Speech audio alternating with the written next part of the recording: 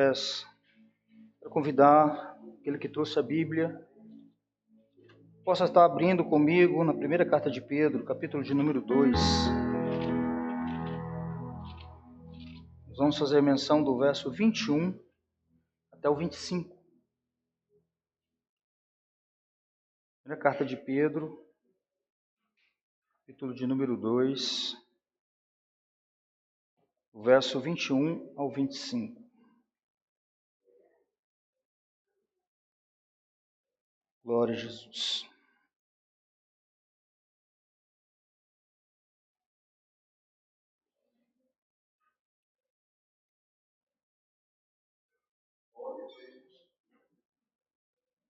Primeira carta de Pedro, capítulo de número 2, do verso 21 ao 25, que diz assim: Para isso vocês foram chamados, pois também Cristo sofreu no lugar de vocês, deixando exemplo para que sigam os seus passos. Ele não cometeu pecado algum e nenhum engano foi encontrado em sua boca. Quando insultado, não revidava, quando sofria, não fazia ameaças, mas entregava-se àquele que julga com justiça. Ele mesmo levou em seu corpo os nossos pecados sobre o madeiro, a fim de que morrêssemos para os pecados e vivêssemos para a justiça. Por suas feridas vocês foram curados. Pois vocês eram como ovelhas desgarradas, mas agora se converteram ao pastor e bispo de suas almas. Amém? Podeis assentar, queridos? Amados, nós estamos voltando novamente à exposição da primeira carta de Pedro. Nós ficamos ali por um período sem fazer a exposição em Pedro. Nós tivemos a Santa Ceia, onde nós expomos um outro texto sagrado. E domingo passado eu não pude estar com os irmãos. Por essa razão, nós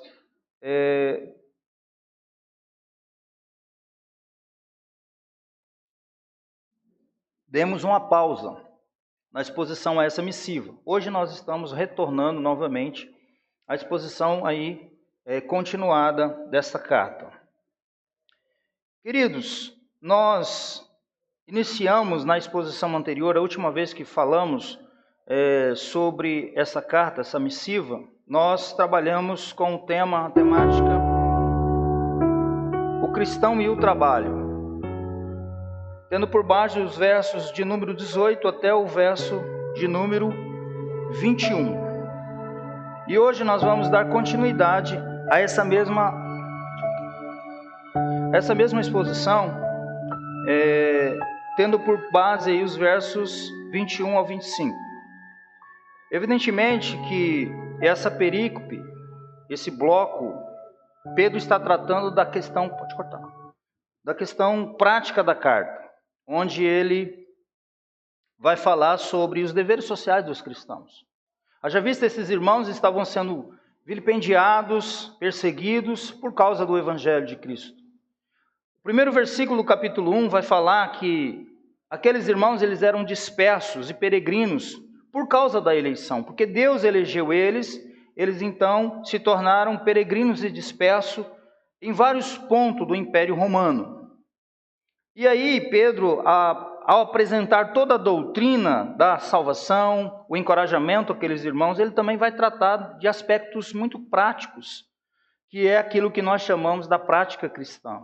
Aquilo que nós precisamos desenvolver quando recebemos informação doutrinária, teológica, que nós temos que agora, a partir de então, aplicar na nossa vida diária. Então Pedro faz isso com muita maestria e ele trabalha alguns aspectos aqui, como nós vimos, ele fala do relacionamento do cristão com o mundo de uma forma geral, relacionamento com o Estado, e agora ele vai falar, ele vai falar sobre a questão do cristão e o trabalho.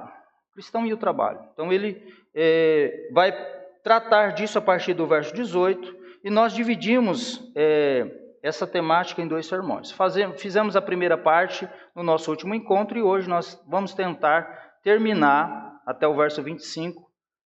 Não sei se vai ser possível, mas eu vou tentar aqui ser bem sucinto, mas tem muito conteúdo, muita coisa importante para a gente tratar a partir do verso 21.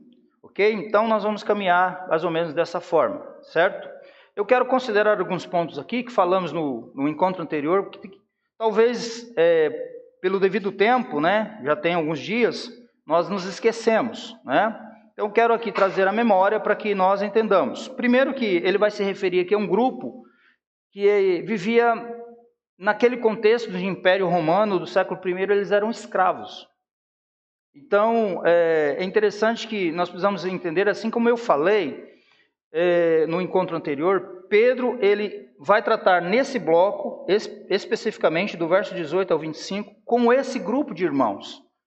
Então havia na igreja um grupo de pessoas que eram escravos no Império Romano, que ouviram a mensagem do Evangelho e eles se arrependeram dos seus pecados, se converteram a Cristo e agora se tornaram membros da igreja. E eles também precisavam ser instruídos. Então, por essa razão, Pedro se dirige a esse grupo de irmãos que eram escravos. E nós vimos que no contexto do Novo Testamento, em várias outras missivas, não só petrinas, mas paulinas, por exemplo, nós vamos ver que eles vão sempre abordar eu vou colocar aqui essa palavra como esse problema, né? Essa questão da escravatura, porque era normal naquele contexto, era normal naquele momento, certo? E é claro, queridos, que eu até disse no encontro anterior, que não é da mesma maneira que nós tivemos aqui em nosso país aquele período da escravatura, porque no contexto do primeiro século, a escravatura não era como foi no Brasil, que era uma questão racial, né? Eu disse aqui, até usei exemplos que tinham pedagogos, médicos, várias pessoas que eram escravos naquele contexto do século I. Mas também nós aprendemos aqui, eu disse, de que o Novo Testamento orienta o cristão, o fato de que o Novo Testamento orienta o cristão escravo a se submeter ao patrão cristão, e o patrão cristão a tratá-lo bem, não quer dizer que a escravidão é um sistema aprovado por Deus. Não é isso que nós falamos. A Bíblia não dá essa base para dizer que isso era algo correto, né? O objetivo das passagens como esta que nós estamos expondo é o quê? É tratar do comportamento desses irmãos que agora eram cristãos em Cristo Jesus, que se converteram ao cristianismo, a maneira que eles deveriam demonstrar a sua fé a partir de então, não importando a sua condição social, se eles eram escravos ou se eles não eram escravos, ou o regime político a qual eles se encontravam. Nós temos aqui uma definição bem interessante de um teólogo, no seu comentário de 1 Pedro 2,18, que ele vai dizer o seguinte, que nós devemos nos lembrar que os documentos do Novo Testamento abordam os leitores na situação em que vivem. Então é basicamente isso, eles eram escravos, então Pedro se posiciona e se remete a esses irmãos como escravos, porque de fato eles eram, né?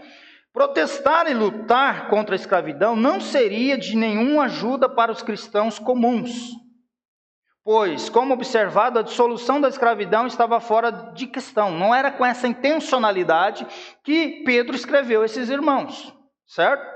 Além disso, queridos, nós precisamos entender que os escritores do Novo Testamento não eram revolucionários sociais.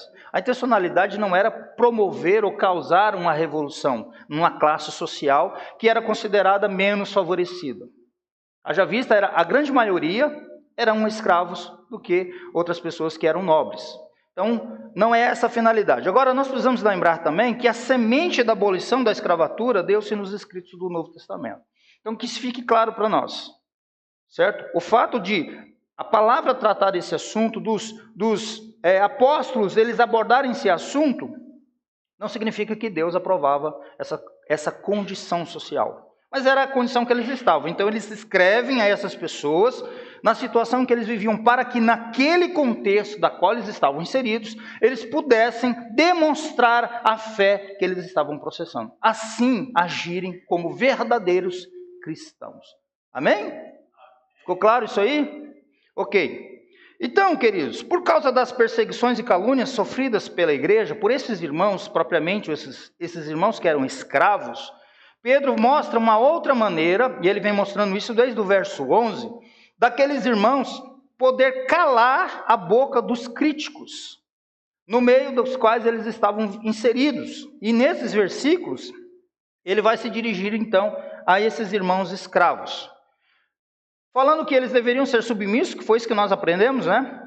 Com todo temor e tremor aos seus senhores, independente se esses senhores, esse amos, né, fosse bom e cordato ou se fosse perverso.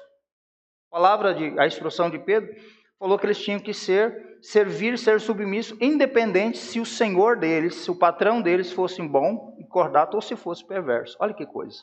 Então nós só trabalhamos isso no encontro anterior. Só estou trazendo aqui em caráter de informação para que nós possamos nos contextualizar para avançarmos, tá? Então veja bem, e isso também, como louvor, eles deveriam se submeter a esses senhores como louvor a Deus. Ou seja, é que Deus se agrada quando um cristão sofre injustamente e suporta tristeza por causa da sua consciência para com Deus. É um negócio assim meio paradoxal, mas é uma realidade bíblica. É isso que Pedro deixa claro aqui, ó, como louvor a Deus, né? Ele vai mostrar, porque é louvável, verso 19, que por motivo de sua consciência para com Deus, alguém suporte aflições sofrendo injustamente. Não sou eu que estou dizendo, é a palavra que está dizendo. Então a atitude do escravo em suportar pacientemente esse castigo injusto que lhe veio por causa da fé em Cristo Jesus é agradável a Deus. Eles estavam às vezes sendo perseguidos e sofrendo vilipendiações por causa da sua fé, certo? Então nisso a glória, ou seja, Deus haverá de recompensá-lo no dia da salvação. E é isso que vai mostrar um pouco mais à frente o apóstolo Pedro. E o que vale para o escravo, queridos, vale para todos os demais irmãos, não apenas para eles, que viessem a sofrer por praticar o bem. O quadro esboçado aqui por Pedro, né, de um cristão sendo repetidamente esbofeteado de forma injusta, que é essa a ideia que ele fala. Olha, verso 20, pois que vantagem é de suportar açoites recebidos por terem cometido mal? Então a ideia era do açoite, de ser esbofeteado. Mas ele fala o seguinte, se você faz por merecer, não tem louvor nenhum nisso. Agora, se você é esbofeteado, se você sofre por causa da sua fé, de forma injusta, nisso há louvor. Nisso o nome do Senhor é glorificado. Então ele fala o seguinte, o quadro esboçado aqui dele, de um cristão repetidamente esbofeteado de forma injusta, isto é, por praticar o bem, por fazer aquilo que é correto e suportando isso com paciência, por causa da sua consciência para com Deus, sem dúvida alguma nos remete a uma outra cena. Qual que é essa cena? Que é o que nós vamos ver a partir do verso 21. E Pedro pode falar isso com propriedade. Por que ele pode falar isso com propriedade? Porque Pedro viu, Pedro acompanhou, pelo menos no início de todo esse sofrimento, Pedro, ele acompanha. Então qual que é o quadro aqui? O quadro é a cena que Pedro presencia da noite em que Cristo foi traído, preso e maltratado pelas autoridades judaicas. Os versos seguintes deixam isso muito claro. E aí ele começa a falar a partir do 21, que é o texto que nós lemos, que nós vamos começar a expor agora. Até agora era a introdução, tá bom? Agora a gente vai para o texto propriamente. Eu acredito que a gente consiga terminar até meia-noite. Tá? Fique em paz, porque é muito profundo isso aqui. Estava terminando o sermão, falei, meu Deus, 8 páginas, tá bom, né? 8 páginas está ótimo. Aí eu olho para vocês, tudo tranquilo. Eu creio que daqui 1 hora a gente termina, para a glória de Deus. Amém? Mas o 21 diz o quê? Para isso, interessante, ele começa a dizer o seguinte, para isso vocês foram chamados. Que coisa. Porque o evangelho romantizado não vai dizer isso, né? Pedro está dizendo para aqueles irmãos que eram escravos, que às vezes tinham um patrão perverso, que de certa forma acabava perseguindo, aplicando castigo, infligindo castigo àqueles irmãos de forma injusta. E ele diz, para isso vocês foram chamados. E aí ele consegue colocar para aqueles irmãos o seguinte, olha, para que vocês consigam suportar tudo isso, para que vocês vençam todas essas provações, essas dificuldades, eu quero agora apresentar para você um exemplo. E o exemplo em que Pedro utiliza aqui, que ele tem para apresentar aqueles irmãos, é o exemplo de Cristo Jesus. É o exemplo de Cristo. Ele coloca agora o exemplo de Cristo diante deles. É como se ele estivesse pintando um quadro para aqueles irmãos. Isso com um objetivo, com um propósito de encorajá-los. Pedro certamente não havia esquecido o que ele ouviu de Cristo. Quando Cristo, em Mateus 16, 24, vai dizer o seguinte, que se alguém quiser vir após mim, a si mesmo se negue, tome a sua cruz e siga-me. Pedro começa relembrando aos cristãos que eles estavam debaixo da autoridade e da vontade de Deus. Por ele fostes chamados. É por isso que ele diz, para isso vocês foram chamados. A finalidade do chamado de Deus é apresentada pela expressão para isto mesmo. E mesmo aqui mostra aquilo que vem antes. E se refere também ao sofrimento por fazer o bem mencionado no versículo anterior, em contraste com sofrer como malfeitor. Para isso fossem chamados. O chamado aqui, irmãos, é muito mais que um convite que pode ser aceito ou não pelo convidado.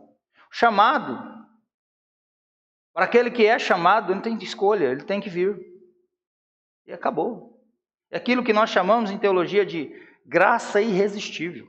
Quando Deus nos chama, não tem boca. Você pode ir para onde for que Ele te traz.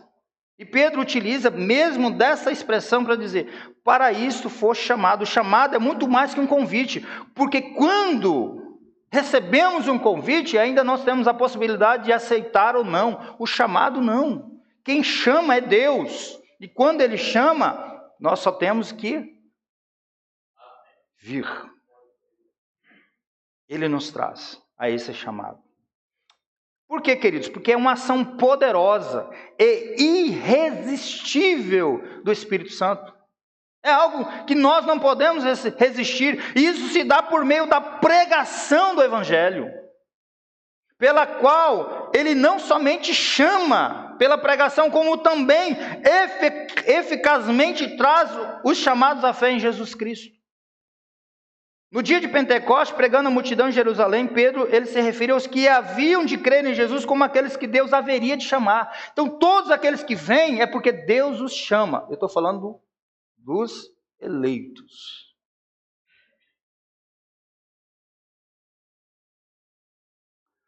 Atos 2,39, Pedro vai dizer isso. A todos a quanto o nosso Deus chamar. Quem chama é Deus. Aqui na carta, este é o termo que ele consistentemente usa para se referir aos seus leitores. Vocês foram eleitos, vocês foram chamados. E é para isso que ele começa dizendo, para isso vocês foram chamados. Certo? Então veja bem, por Deus haviam sido chamados à fé mediante a palavra do Evangelho. É o Deus Santo que os chamou, conforme o verso 15 do capítulo 1. Das trevas para a luz, conforme o verso 9 do capítulo 2. Para herdar a vida eterna, igual está dizendo no verso 9 do capítulo 3. E para a sua eterna glória, verso 10 do capítulo 5. Mas esse chamado, queridos, não incluía somente as bênçãos. Porque muitas das vezes a gente fala assim, nossa, que maravilha. Olha, Paulo fala em Efésios que em Cristo nós somos enriquecidos com todas as bênçãos espirituais. Mas esse chamado não consiste apenas em bênçãos, mas também é o chamado para sofrer por praticar o bem. Conforme está dizendo o verso 21. Para isso vocês foram chamados. Nós já aprendemos aqui que a carta de Pedro é uma carta para desconstruir toda a ideia romantizada do Evangelho. Aquele Evangelho tabajara que diz assim, vem para a igreja, vem para Jesus que os teus problemas acabaram. Jesus nunca prometeu vida fácil. Se nós olharmos os Evangelhos, quando ele chama os discípulos, depois quando ele vai enviar, ele diz assim, eis que vos envio como ovelhas para o meio de lobos. Você já imaginou uma ovelhinha? Jesus está dizendo que nós somos como ovelhas que ele está enviando para o meio de lobos. Paulo diz a Timóteo, dizendo o seguinte, todo aquele que quiser viver piedosamente, passará por diversas provações. Pedro diz, tem grande gozo, suportem, exultai. Então, queridos, o chamado não é só aquilo que consiste em bênçãos. Nós temos as bênçãos, recebemos as bênçãos, então são bênçãos que são transcendentais, que são eternas. Porém, nós precisamos entender que o chamado também é para sofrer, por praticar o bem. Então não se assuste quando o negócio dá uma pegada aí, né? Na nossa vida cristã, e você fica querendo encontrar razões para responder os seus questionamentos. A palavra de Deus, ela deixa muito claro que o chamado consiste também em negação, em carregar a cruz e seguir a Jesus. E o exemplo aqui é Cristo. Ele mostra o exemplo de Jesus. Isso que é mais interessante. Pois que também introduz o que? A razão pela qual Deus chama os seus para suportar o sofrimento injusto, que é o sofrimento do Senhor Jesus Cristo. Os escravos que sofriam injustamente nas mãos de patrões perversos deveriam ser lembrados disso. Para isso Deus chamou vocês, para vocês darem testemunho, apesar do sofrimento que às vezes sobrevém sobre vocês. Contudo, ao dizer aqui que Cristo sofreu em vosso lugar, Pedro não se referia primariamente ao caráter vicário do sofrimento de Cristo, mas ao fato de que ele não sofreu por ter pecado, por ter cometido algum mal. Cristo não sofreu, ele não cometeu nada de errado. Cristo sofreu injustamente por praticar o bem. Não foi só isso que Jesus fez? Curou os enfermos, não é? Ressuscitou mortos, alimentou a multidão, e mesmo assim ele foi vilipendiado. Por praticar o bem, por dizer a verdade. Então veja bem, Cristo sofreu injustamente por praticar o bem, sofreu pelos pecados de outros e não pelos seus próprios. Ao dizer em vosso lugar, que Pedro diz aqui, olha, pois também Cristo sofreu no lugar de vocês. Para isso vocês foram chamados, pois também Cristo sofreu no lugar de vocês. O exemplo é Jesus. Ao dizer isso, Pedro se referia aos seus leitores em particular e aos crentes em Jesus Cristo em geral. Cristo sofreu por nossa causa, em nosso lugar. Pedro diz que Cristo sofreu pelos crentes, deixando-vos o exemplo. E o verbo deixar é o que ele está falando. Olha, para isso vocês foram chamados, também para sofrer. Porque também Cristo sofreu no lugar de vocês, deixando exemplo. Deixando o exemplo, o verbo deixar aqui que Pedro usa é bem sugestivo. Significa fazer com que alguma coisa continue a existir depois de um referente temporal. A ideia aqui é de deixar algo para trás, como quem caminha e deixa pegadas atrás dele. É mais ou menos essa a ideia. E a gente até canta, né? Tem um louvor que a gente canta aí. Eu não sei se é da harpa, do inário. E a gente afirma assim: quero seguir as pisadas. Vocês conhecem? É da harpa. Quero seguir as pisadas. Aqui Pedro está dizendo, eu estou dando uma oportunidade para vocês seguirem as pisadas do Mestre. Porque Cristo deixou o exemplo. E a palavra, a conotação traz-nos essa ideia, de como aquele que vai e deixa marcas. Esse é o exemplo. Então, eles deveriam seguir esse exemplo. A figura que ele tem em mente é isso, que serviria de quê? De trilha segura para os seguidores que passavam por severa perseguição. Especialmente os cristãos que eram escravos por patrões cruéis. Ou seja, olha, eu tenho um exemplo para mostrar para vocês. Embora vocês estão sofrendo, existe alguém que sofreu sem pecado nenhum, injustamente. E ele é o exemplo. E eu quero apresentar a vocês esse exemplo. Como é que ele se comportou diante dos seus vilipendiadores, diante dos seus algozes, diante daquele que o promoveu o sofrimento? É exatamente isso que Pedro vai apresentar. O que deve ser imitado pelos discípulos de Jesus está explicado nos versos seguintes, a saber, a maneira como ele suportou o sofrimento imerecido, sem ter jamais cometido um pecado, ao menos que justificasse seu martírio. Ora outra, nós cometemos, nós somos falhos, sim ou não? Nós erramos, mas Cristo não errou, em momento algum. Então Pedro, ele coloca Cristo como paradigma para aqueles irmãos. O propósito pelo qual Cristo deixou exemplo de sofrimento injusto foi para que seus discípulos seguissem os seus passos. E aí ele vai utilizar aqui o profeta Isaías, o hino do Messias sofredor, do servo sofredor. E aí ele passa a apresentar a descrição do sofrimento como exemplo, a partir do 22. Ele diz assim: ele não cometeu pecado algum. A descrição do sofrimento, ele começa: ele não cometeu pecado algum e nem engano nenhum foi encontrado em sua boca. Então, a partir do 22, Pedro vai fazer uma descrição dos sofrimentos de Jesus Cristo em lugar dos seus e da maneira como ele suportou esses sofrimentos. Ele vai recorrer à profecia de Isaías 53, que trata do sofrimento e morte expiatória de Jesus. O objetivo de Pedro aqui é mostrar aos leitores, à sua audiência, que Jesus suportou o seu sofrimento sem cometer o pecado. Porque, queridos, aqui, lembra que eu fiz uma comparação com Onésimo?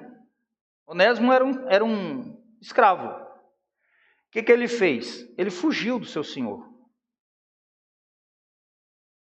Não se dá muita explicação do porquê ele fez isso, mas naquele contexto o Senhor poderia matá-lo. E aí Onésimo encontra com Paulo. Ele é preso junto com Paulo. Paulo então prega o evangelho a Onésimo. Onésimo então, ele é convencido pelo Espírito Santo, ele reconhece o seu pecado, ele confessa os seus pecados, é regenerado e é uma nova criatura em Cristo, agora é irmão em Cristo Jesus. Paulo então vai escrever uma carta para Filemão, que era o senhor de Onésimo. E olha que interessante que Paulo conhecia Filemão. E aí Paulo dá uma descrição e mostrando para Filemão que Onésimo agora não era apenas um escravo, ele era um irmão em Cristo. Mas o que acontecia? O que eu quero dizer com tudo isso? É porque nesse contexto, você imagina você sendo um escravo, e aí de um senhor perverso, não um senhor bom, e te coloca lá, né? Te dá umas esbofeteadas, né? O sentimento que muitos teriam era de vingança, era de aplicar a correta justiça, não era isso? Então Pedro está dizendo, olha, Cristo, o exemplo de Cristo é que ele sofreu. O objetivo aqui é mostrar que Jesus suportou o sofrimento sem pecar. Porque hoje a gente não é nem esbofeteado literalmente, né? As pessoas falam qualquer coisa. Às vezes o desejo que muitos de nós temos é de quebrar o pescoço de alguém, né? Quebrar a perna. É a irmã lá que está passando pano, né? E o marido entra com aquela botona assim. Tof. Revelação, meu Deus me revela as coisas. A mulher fala assim, eu vou quebrar sua perna. Aqui ele está mostrando, olha, o exemplo de Jesus, para que vocês suportem o sofrimento sem pecar. Então a primeira afirmação é, ele não cometeu pecado algum, embora ele sofreu, ele foi vilipendiado, né? Mas ele fala, ele não cometeu pecado. Pedro vai destacar o fato de que Jesus não fez nada de errado para ter sido julgado e condenado pelas autoridades judaicas e romanas.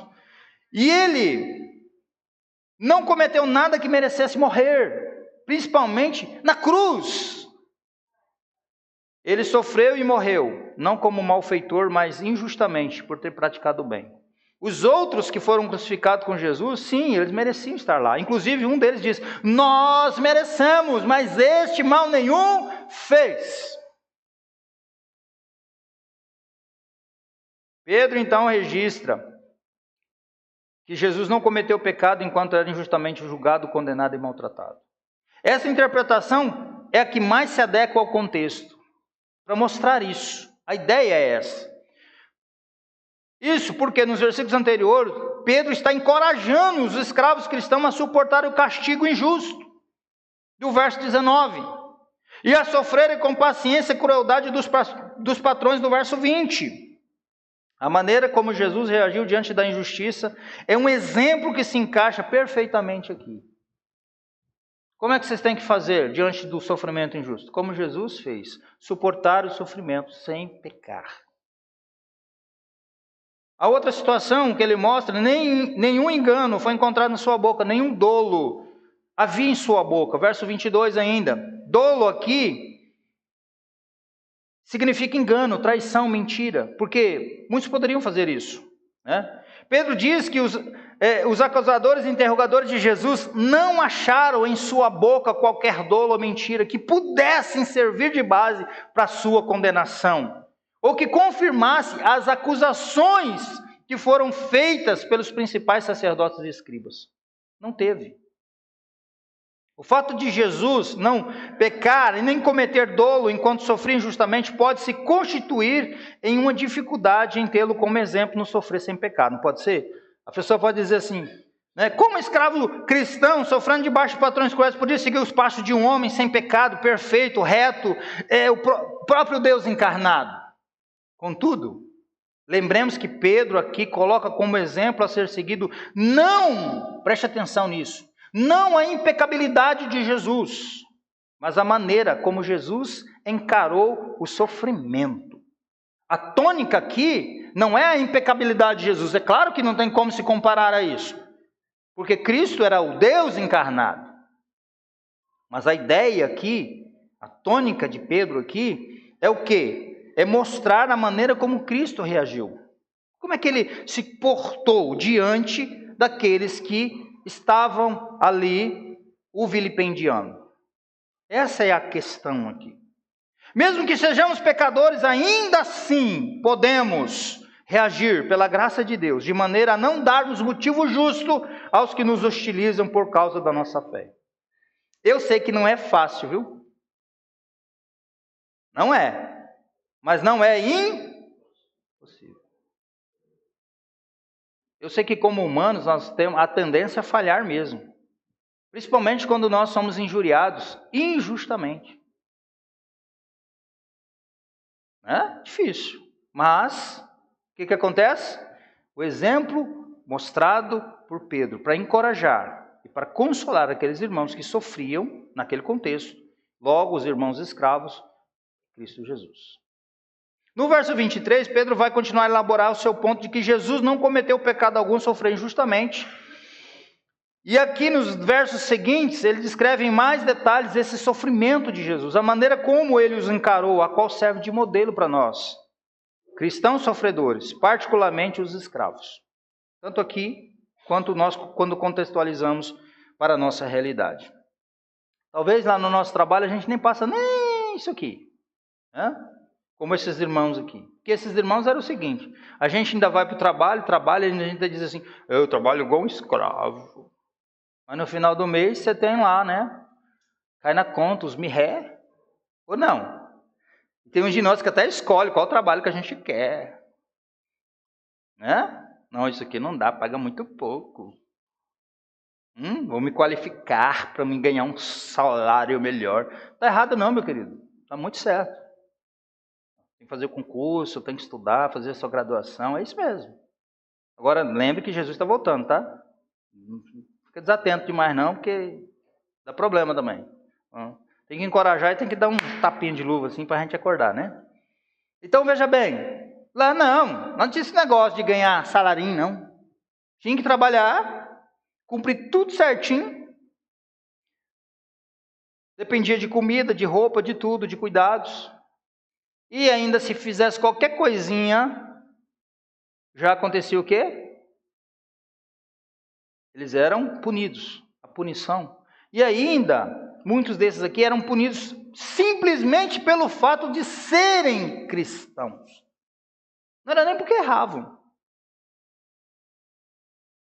Então Pedro vai fazer aqui 3 afirmações ainda, falando de Jesus como exemplo, que eu quero considerar com vocês. Lembrando o profeta Isaías, sobre o cântico do Messias sofredor. Isaías 53, verso 7, ele diz, ele foi oprimido, humilhado, mas não abriu a sua boca, como cordeiro foi levado ao matadouro, e como ovelha muda perante os seus tosquiadores, ele não abriu a boca.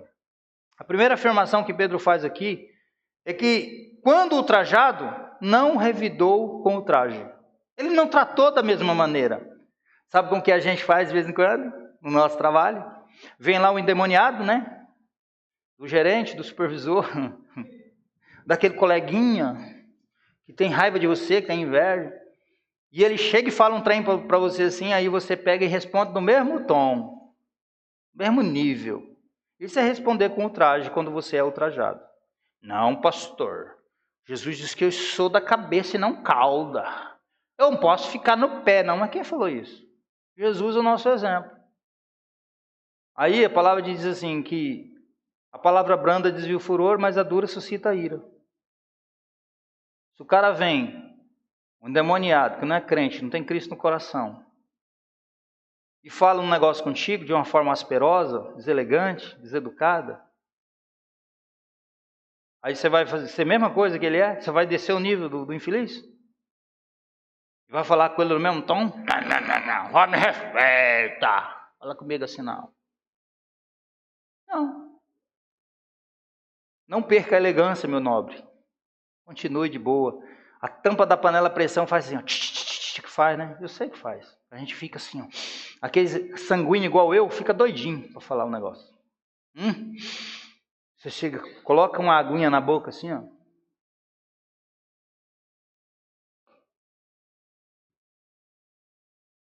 Conta até 10. Deixa o infeliz passar, depois você... Pedro diz, quando ultrajado, ele não revidava com ultraje. Como ovelha muda diante dos seus tosqueadores. Foi oprimido e humilhado. Eu sei que não é fácil, a gente quer falar, né? Não pisa no meu calo não, que eu, ó, roda baiana. Tem uns crentes que fazem meu estupinho desse tamanho, ó. Se nós temos o Espírito Santo, de fato, fomos regenerados, Gálatas 5, Paulo vai falar que das características do fruto é longanimidade, pavio longo. Para nós estressadinho, toda vez que você quer estressar, meu irmão, ficar nervoso, você tem que lembrar que crente tem que ter o pavio longo, estendido. Como é que isso vai acontecer? Você acha que o anjo Gabriel vai vir com a espada, vai enfiar assim na cabeça da gente e vai falar, a partir de hoje tu és longânimo? Não, o Espírito Santo já está em nós, ele vai nos dar situações para a gente desenvolver a longanimidade, paciência. Quem já orou por paciência aqui? Ora, meu filho, ora. Faça isso. Senhor, me dá paciência, um trem que eu não tenho. Aí tu vai ver como é que vai ser sua vida a partir daquela oração. Benção pura. Todo dia vai ter um tribulado para testar, para você ter a paciência trabalhada. É assim que funciona. Ah, pastor, não vou orar para mim ter paciência, não. Ora, meu filho. Ora, nós precisamos ter paciência. Em todos os aspectos. Com as pessoas e até, como o salmista diz, esperei com paciência no Senhor. No Senhor a gente tem que ter paciência para esperar. Mas veja bem, essa primeira referência que nós temos, a primeira afirmação que Pedro faz, quando Cristo foi ultrajado, ele não revidou com ultraje. Eu já estou aplicando porque eu quero encerrar logo, né? Se eu for ler tudo que eu escrevi aqui, vai demorar. Entendeu? Então já estou fazendo a aplicação, contextualizando para vocês entenderem. Amém? Glória a Deus. Então veja bem. A referência é aos insultos e blasfemas feitas por quem? Pelos principais dos sacerdotes, escribas e guardas na casa do sumo sacerdote. Equivale a essa opressão e humilhação que Isaías menciona aqui, conforme Hebreus 12, verso 3. O ponto de Pedro é que Jesus não revidava com ultraje. Revidar com insultos era a grande tentação dos escravos que eram ultrajados, insultados e ofendidos. Daí a recomendação de Paulo aos servos, não sejam respondões. Tito 2, verso 9. É difícil falar com respondão também, ainda mais se for crente, né? Que testemunho que dá? Porque tem hora que o patrão, meu irmão, chega assim, quando ele não é cristão, e quando é cristão também tem, né? Tem que falar com os patrões. Chega assim, e aí você tem que ter o quê? Uma postura diferente. Tu é luz, tu é sal, né? Então nós não podemos ser respondões. A segunda afirmação, eu já vou correr para ela. Pedro diz que ele, quando era maltratado, não fazia ameaças. Aí muitas das vezes nós falamos assim, é o seguinte, o dia que eu batizei, eu já vi, não aqui, graças a Deus, aqui não. Eu nunca ouvi isso. Aleluia. Mas eu já andei por aí, eu já escutei esse negócio. O dia que eu batizei, o meu braço ficou assim, ó. Não sei quem batizou ele, que se fosse eu afundo tudo. De preferência, dá vontade de segurar uns minutinhos lá para ver se... Ô, Léo, de boa. Tranquilo. Não vou fazer isso não. Brincadeira. Os que eu batizei, não fiz, né? Foi tudo certo. Vitor, fica de boa. Os batizados aí, tá tudo certo. Mas como é que esse negócio que batizou, o braço ficou para fora? O que ele quer dizer com isso? Não. Ó, rapaz, você não fala direito comigo, senão eu vou fazer assim, engolir uns 3 dentes. Vou te dar-lhe um soco. Crente. Porque o braço dele ficou para o lado de fora na hora do batismo. Outro fala assim, olha, o dia que eu batizei, a minha cartucheira daquela que carrega pela boca, eu deixei atrás da porta. Primeiro que você está correndo um sério risco. Não é assim que funciona.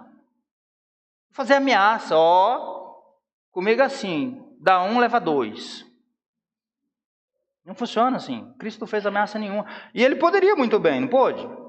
E os maltratos que Pedro tem em mente aqui são as bofetadas que esses irmãos recebiam, né? E que Jesus também recebeu injustamente. Ele foi esbofeteado, ele foi esmurrado, ele foi cuspido pelos guardas.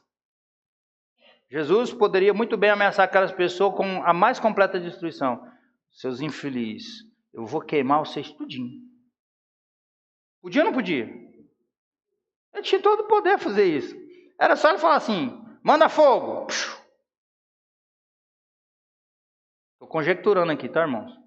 Porque eu tenho uma base para conjecturar aqui. Qual que é a base? Um pouquinho antes de Jesus ser preso, ele está com os discípulos lá no monte. Chega o soldado com a traíra do Judas. E aí, né? O que aconteceu?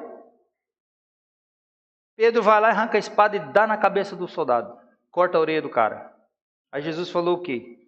Em Mateus 26, 53. Acaso, Pedro, pensas tu que eu não posso rogar ao meu Pai e ele me mandaria, neste momento, mais de 12 legiões de anjos? É muito anjo, viu, gente?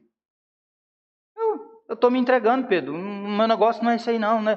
Oh, não vou fazer ameaça. Eu poderia, Pedro, fazer isso, mas não vou fazer. Então o que isso nos ensina? Principalmente para nós.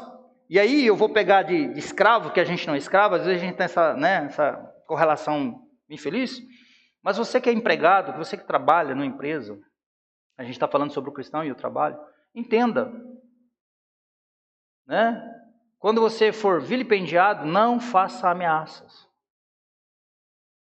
Pode até passar na sua cabeça. Aí você fala com Jesus no secreto, fala, Jesus, eu pensei em dar umas...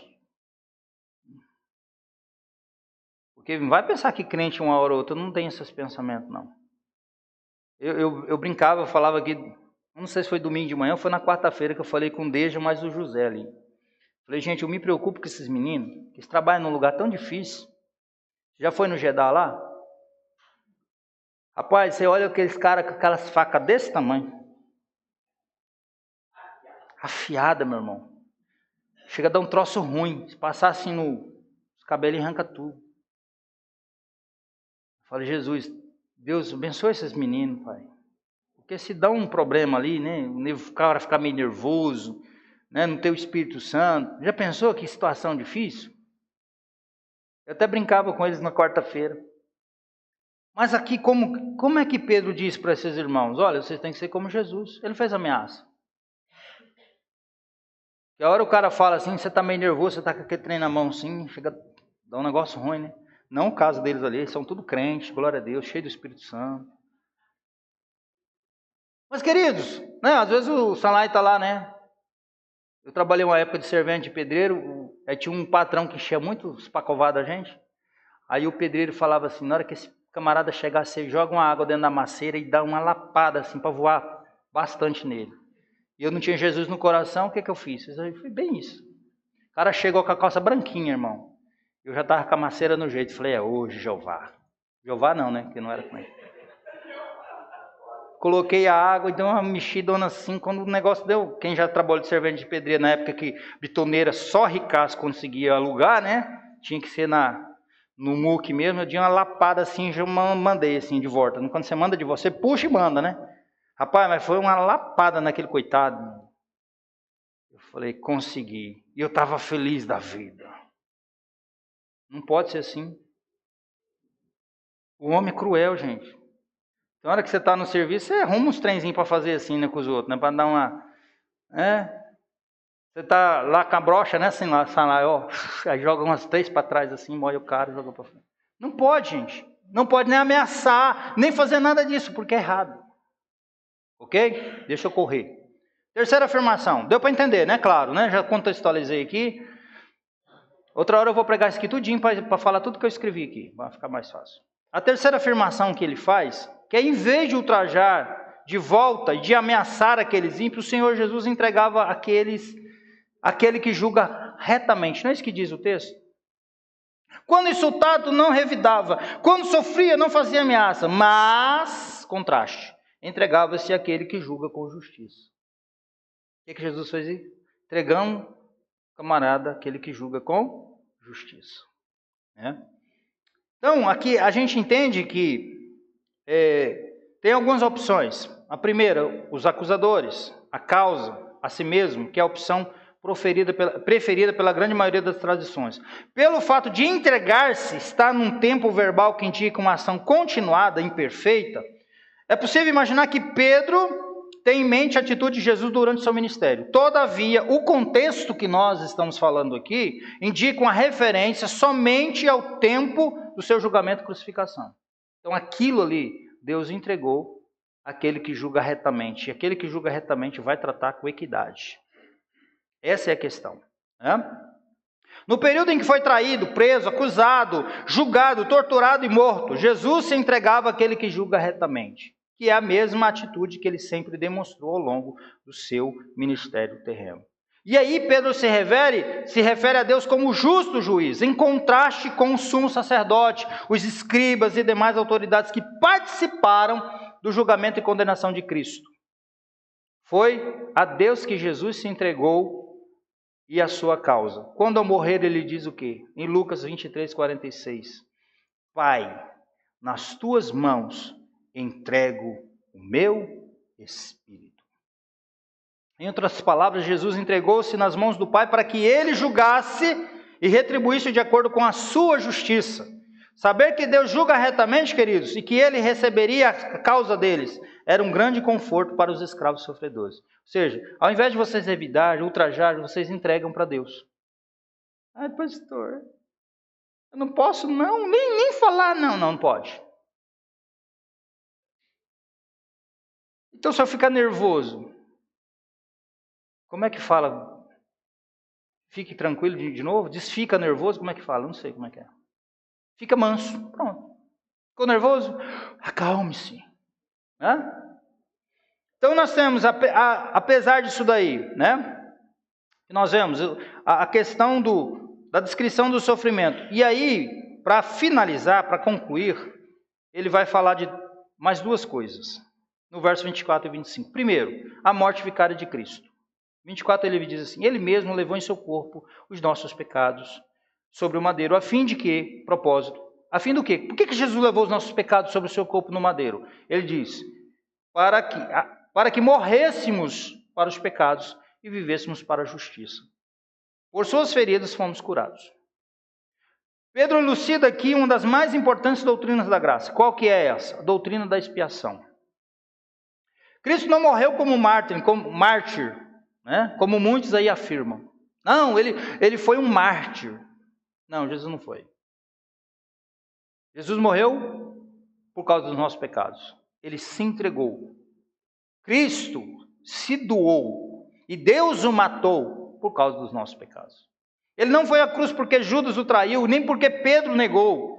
Não foi pregado no madeiro porque os sacerdotes entregaram, nem porque Pilatos sentenciou à morte.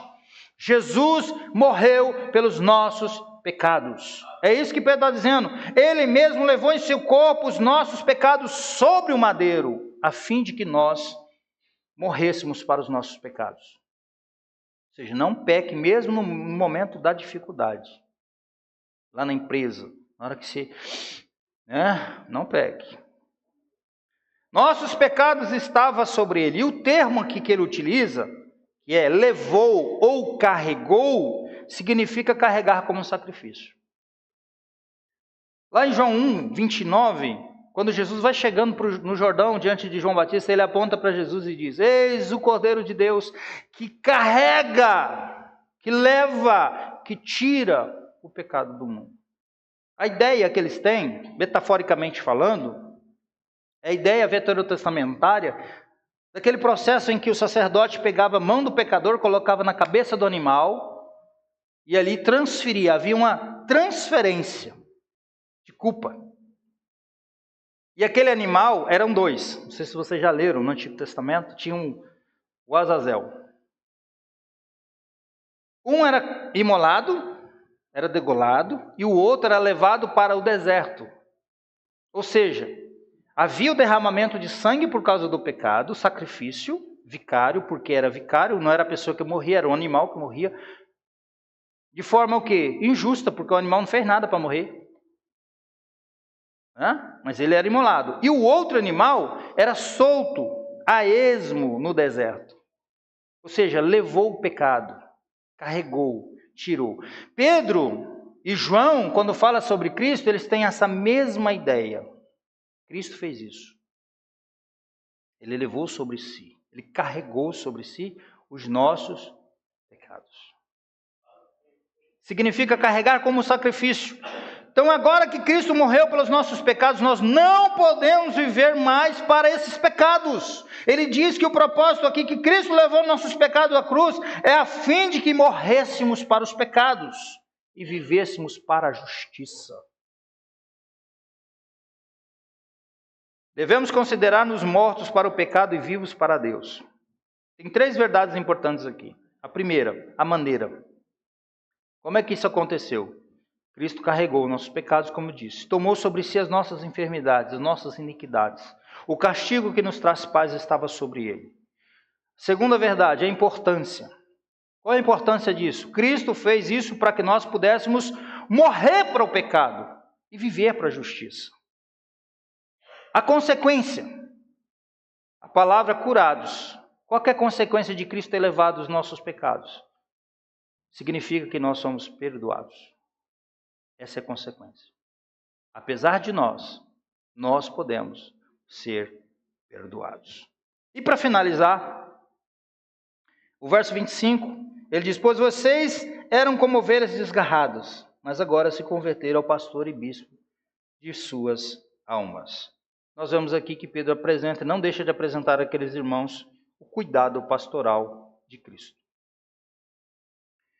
O porquê ele introduz uma comparação tirada de Isaías, que Pedro usa para explicar o motivo pela qual nós, feridos e mortos pelo pecado, agora estamos curados e vivos.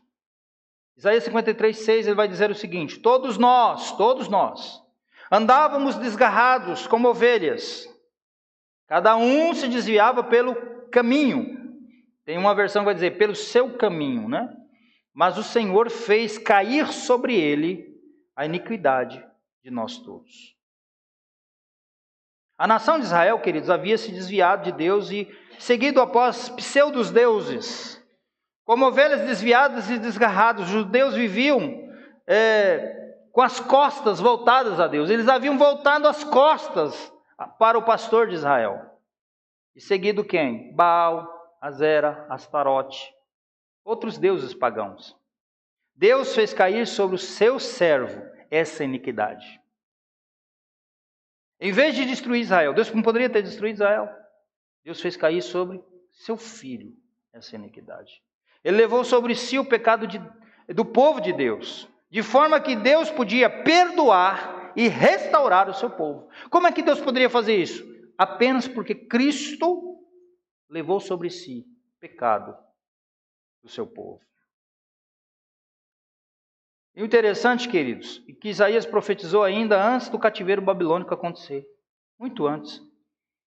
E ele olhava para o futuro, certo? Para a cruz de Cristo. É para esse momento que Isaías estava olhando. A visão é tão certa que Isaías escreve com os verbos no passado. Como se o sofrimento vicário do servo do Senhor já tivesse acontecido. Pedro aplica aqui essa profecia de Isaías à redenção de pecados efetuada pelo sacrifício vicário de Cristo.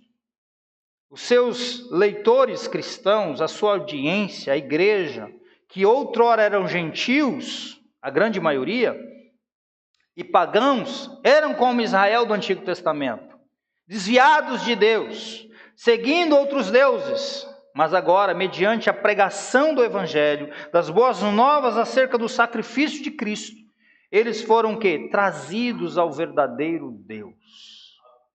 Eles se converteram ao pastor e bispo de sua alma, a Jesus Cristo mediante a fé em seu nome. Converter-se refere-se ao ato de alguém mudar seu rumo e seguir em outra direção. Isso é conversão, né? Metaforicamente significa mudar de crenças e atitudes erradas e crer e praticar a verdade. Isso é conversão. Foi isso que havia acontecido com aqueles a quem Pedro escreve. Eles deixaram seus ídolos, seus deuses e se voltaram para Jesus Cristo, o pastor e bispo da alma deles. Eles fizeram isso agora, uma referência ao tempo escatológico da salvação, quando eles foram salvos.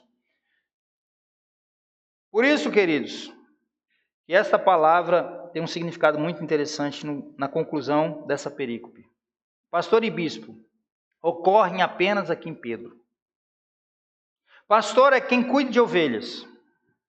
Bispo significa supervisor e é uma das palavras empregadas no Novo Testamento para se referir aos presbíteros e pastores de igreja. Jesus é o pastor e bispo verdadeiro e último da nossa alma. Ele é o sumo pastor. A alma aqui em Pedro, porque ele fala pastor e bispo de suas almas, quase sempre é usada em contraste com corpo, ou outra palavra que se refira ao âmbito físico da nossa existência.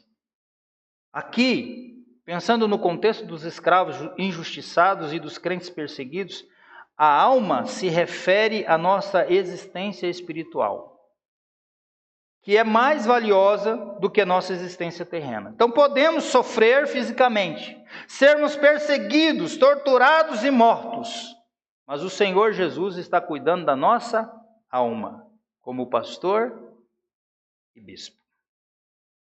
Isso aqui que é o importante. Então que fique claro para nós, no âmbito do nosso trabalho, quando nós sofrermos injustiça, que não seja porque fizemos o mal, mas que seja por aquilo que nós estamos fazendo de bem. E como agirmos? Como Cristo agiu. Ele é o nosso paradigma, ele é o nosso modelo. Pastor, mas tem lá um endemoniado. Expulsa o demônio do cidadão. Pastor, mas me persegue, fica, me arrumando picuinha. Ora, Senhor, o Senhor me colocou aqui. Salva esse incircunciso.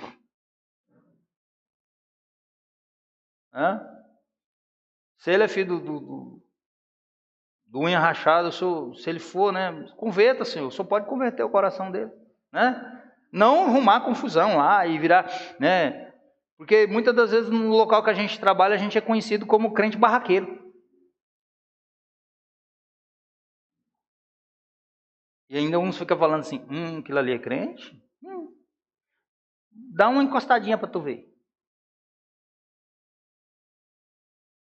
Então, irmãos, aqui, qual a contextualização para nós? Nós não somos escravos, evidentemente. Nós somos funcionários. Vou usar essa expressão que é melhor do que servos, porque servos também no contexto é escravo.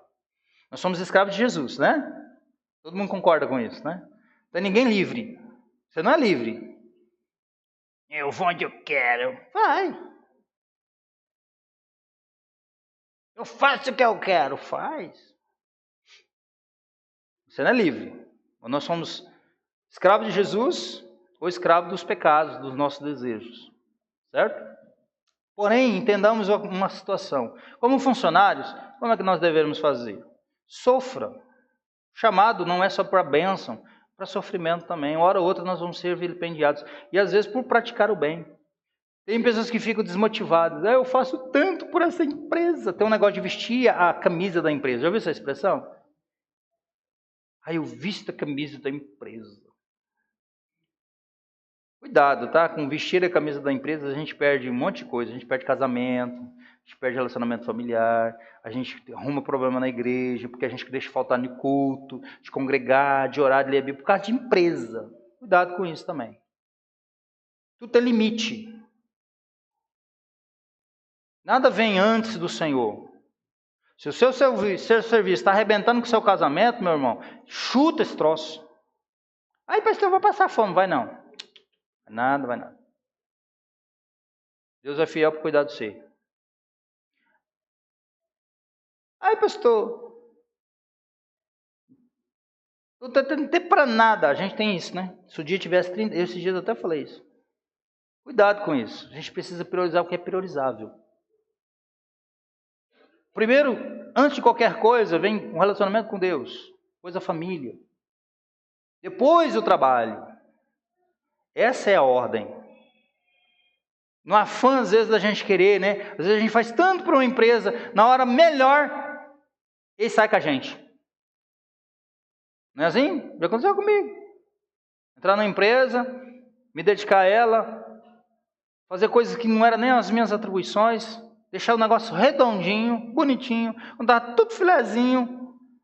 Roberto, não consigo pagar seu salário com o outro aqui, porque não sei o que e tal.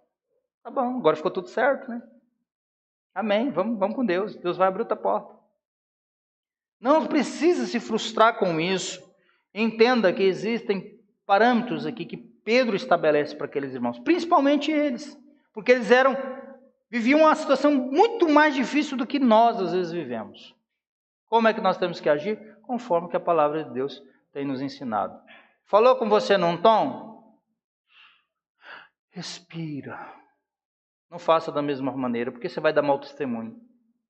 Quando você quiser pregar para a pessoa, por mais que depois você foi lá e falou assim, ei fulano, aquele dia eu estava meio estressadinho. E se acontecer, você tem que fazer isso, tá? Se já aconteceu, não sei, Deus não me revelou nada mais do que, né? Tal. Se já aconteceu com alguém aí, você tem que pedir perdão.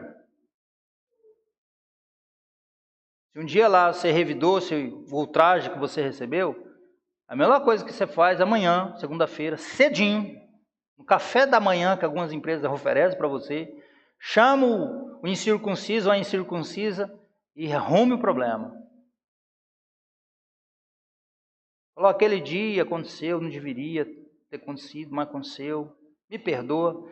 Eu vou me esforçar para que não aconteça de novo, porque quando eu chego lá naquela igreja, tem um pastor lá que fica todo dia falando esse negócio.